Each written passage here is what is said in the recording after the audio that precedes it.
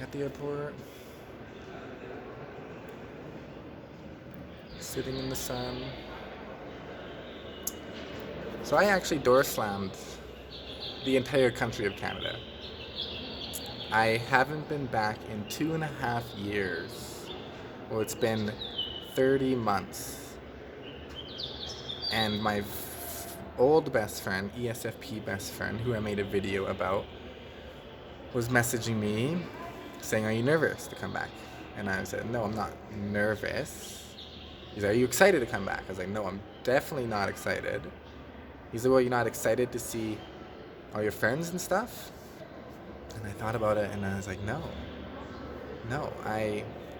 for all these 30 months, not a single minute did I miss anyone back home. I didn't miss my parents, I didn't miss my brother, I didn't miss any of my friends.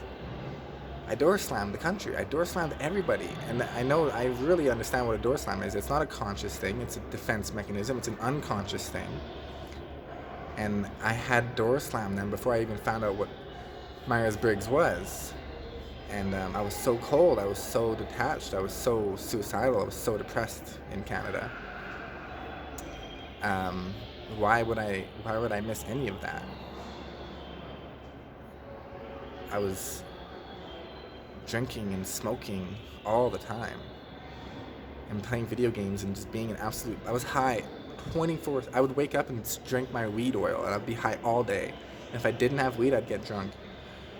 And even if I did have weed, I'd get drunk and high at the same time. So no, I don't miss anyone back home. I'm not looking forward to seeing any of them. I'm gonna make the best of it.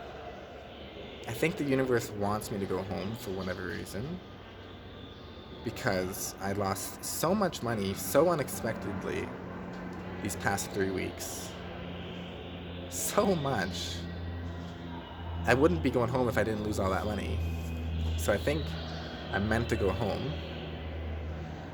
But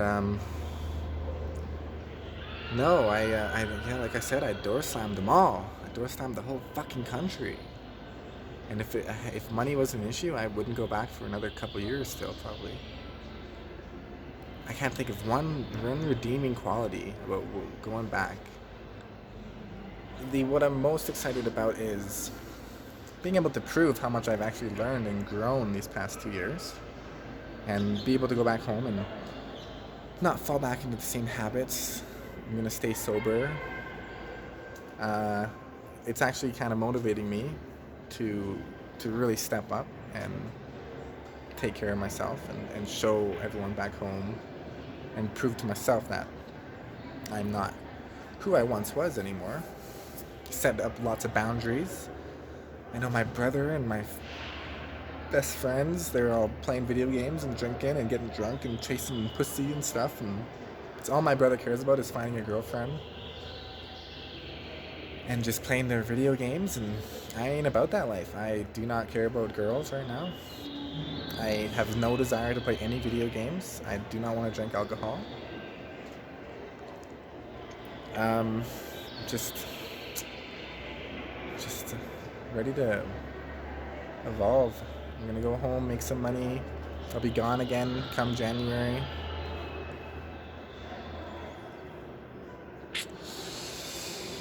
I think maybe the universe, God, wants me to mend these relationships, especially with my mother, because I door slammed her the most. I wouldn't show any emotion around her. I wouldn't smile. I wouldn't cry. I put down my cat of 19 years. I was holding my cat while they killed her, and my mom was in the room, so I refused to cry. I refused to show any emotion. Just because I wouldn't around my mom. I don't want her consoling me. I don't want her seeing me. It was bad. It was bad. And even while I was gone, I didn't want to talk to her. I never cared to talk to her. So I think I'm meant to start being vulnerable with my mother. It sounds awful, but it's important.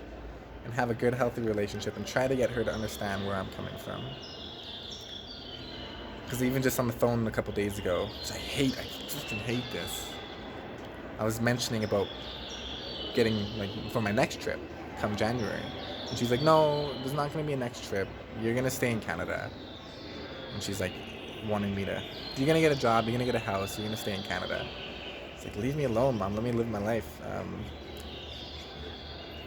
I'm not about that life. Like, she's a censor, my dad's a censor, my brother's a censor, my sister's a censor, all my friends are censors. So they're all getting houses and getting their jobs and getting their girlfriends.